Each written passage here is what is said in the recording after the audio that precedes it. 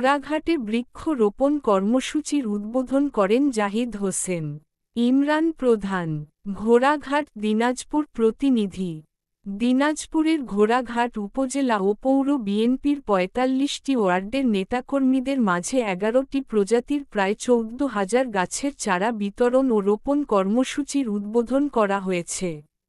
রবিবার ৬ই জুলাই সকাল ১০টায় উপজেলা পরিষদ হলরুমে উপজেলা ও পৌর বিএনপির আয়োজনে এবং এগ্রিকালচারিস্ট অ্যাসোসিয়েশন অব বাংলাদেশ অ্যাবের সহযোগিতায় অনুষ্ঠানে প্রধান অতিথি হিসেবে উপস্থিত থেকে বৃক্ষ রোপণ কর্মসূচির উদ্বোধন করেন বিএনপির স্থায়ী কমিটির সদস্য অধ্যাপক ডাক্তার এ.জেড.এম. জাহিদ হোসেন। অনুষ্ঠানে উপজেলা বিএনপির সভাপতি শাহ মোহাম্মদ শামীম হোসেন চৌধুরীর সভাপতিত্বে ও পৌর বিএনপির সভাপতি আব্দুস সাত্তার মিলনের সঞ্চালনায় বিশেষ অতিথির বক্তব্য রাখেন জেলা বিএনপির সহ সভাপতি আতিকুর রহমান রাজা, উপজেলা বিএনপির সহ সভাপতি মোহাম্মদ মাহবুবুর রহমান চৌধুরী, সাধারণ সম্পাদক আবু সাইদ মিয়া, পৌর বিএনপির সাধারণ সম্পাদক মুক্তার হোসেন, শেরে বাংলা কৃষি বিশ্ববিদ্যালয়ের প্রধান বৈজ্ঞানিক কর্মকর্তা কৃষিবিদ ড.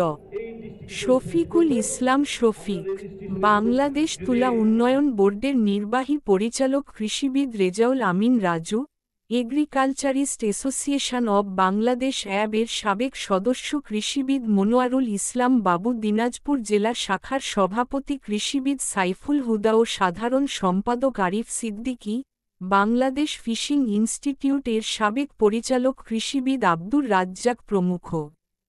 চারা বিতরণ ও রোপণ কর্মসূচির অনুষ্ঠানে উপজেলা ও পৌর বিএনপি সহ তাদের অঙ্গ সহযোগী সংগঠনের নেতাকর্মীরা উপস্থিত ছিলেন।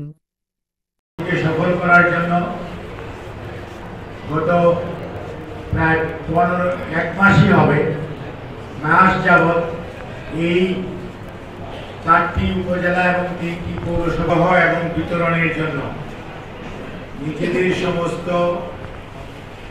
প্রফেশনাল অর্থাৎ পেশাগত দায়িত্বের বাইরে ওনারা এই চারাগুলো বাংলাদেশের বিভিন্ন ওর নেতৃত্বে আমাদের এখানকার হাজি দানেশের শিক্ষক মন্ডলী বেশ কয়েকজন সদস্য আছেন এবং এফআরআই বললাম যেটা হচ্ছে ফিশারিজ রিসার্চ ইনস্টিটিউট, বাংলাদেশে এটা একটাই কেন্দ্রীয়ভাবে বাংলাদেশ কৃষি বিশ্ববিদ্যালয় মৌলিকভাবে কিভাবে মৎস্য চাষ করা যায় তার নাম হচ্ছে এফআরআই, এবং ওখান থেকে সায়েন্টিস্ট তৈরি হয়, বৈজ্ঞানিক তৈরি হয়।